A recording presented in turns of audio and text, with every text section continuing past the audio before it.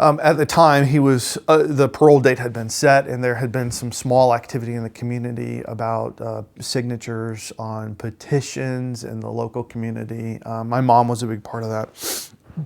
She did a great job with that.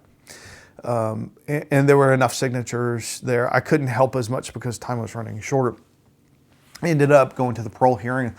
The victims were able to speak. Counsel was able to speak. Corley was not in the room. He's not allowed to come into the room during the parole hearing. There were some people there who spoke on his behalf. The parole board, rightfully so, said we were denied parole for the maximum amount of time for 5 years. So that gave us 15 years into his sentence. And I decided that I was going to take a much more active role in the next parole hearing. I got a group of my really close friends together, two in particular, that are so good to me. They're the friends that will be honest with you even when they say things that you don't want to hear. And that's exactly what I needed, because I got them together and I said, look, here's what I'm thinking. I want you to help talk me out of this, because if this is not the right thing to do, let me know. And I said, I'm thinking that we have a website, and I'm thinking that we find a way to reach out to people, and people can come to our website and they can write letters, and we can educate them on how to write letters to a parole board and tell them what's about to happen to their community, that this guy's going to get released if you don't write a letter. And over a couple of months, we talked. They were like business meetings, but we would talk, and we talked about all sorts of different scenarios, the legality behind a website, and do I get sued for slander by his family, and just all sorts of different unknowns. I didn't know what I didn't know at the time, but we were tossing around that, and one of the conversations we had was, if you can do this, but do you put your face on the website, or do you not? And we decided that when we launched the website that I would just be victim number one, because we knew that there were many more than that. I was going to be victim number one, and I was going to be invitational to the other victims, those that pressed charges and those that did not press charges, if you wanted to participate. I'm doing this, but this is ours. It is still an inclusive movement to whatever my fellow victims are comfortable with doing. But I chose not to put my face on it, and I chose not to put my name on it because I didn't know how Corley's family was going to react, or Corley was going to react, or anything like that. We launched the website. I'm not a technical person. My friends are very technical savvy, and we launched the website, and we had a running blog on it, and we would add new content to it and give people a reason to come to it. And we did Facebook, and we did Twitter, and it was a busy time. It was 6 months of being live before the parole hearing went. And I can't tell you, I would work during it was a separate job. It was a second job for me. I would work during the day, which was, again, I'm pretty intense on my job. It was pretty all consuming. And I would come home and I would spend some time with my family, and I would sit at my dining room table and I would read the feedback that we had gotten, the responses. I would write things I knew I had to write. We had a cadence of things that I knew I had to author.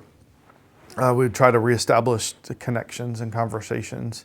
One of the great benefits of it is it allowed me the opportunity to reach out to people I went to high school with and reconnect with many of them, and ask for their help, and to come get honest with them about my high school experience. And I needed to apologize to some people because I was very immature at the time. So that's a benefit that came out of it. I would receive emails from people who were not in the state of Alabama. We had, I think, 40 some odd countries hit our website coming into it. Which was pretty amazing, because I wasn't trying to get that big. Anybody could write a letter. The Alabama Pardons and Parole Board would accept a letter. They wouldn't do an email. They wouldn't accept an online petition. Those were irrelevant to them. But if you wanted to send a letter, you didn't have to be in the state of Alabama. They would take your letter. So I didn't mind that I had almost all 50 states hit us at some point in time.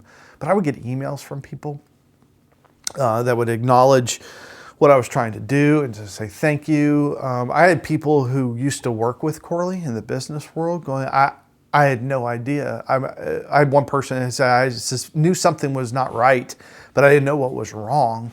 I had people who felt like that Don Corley was moderately creepy at times, and just the way he presented himself in the business world, some people's radar got hit off, and they wanted to come to me, and there was kind of some admission to me, just like I was doing with some of my high school friends. So there's a lot of communication. It was a great way to facilitate communication. Get this, not only with the people that I knew in high school, not only the people that knew Don Corley, but Don Corley's family got involved with me as well through that. So I had written communication from multiple people in Don Corley's family. And every time I talked to them, things got a little better. Don Corley had 2 brothers. Don Corley had 3 sons.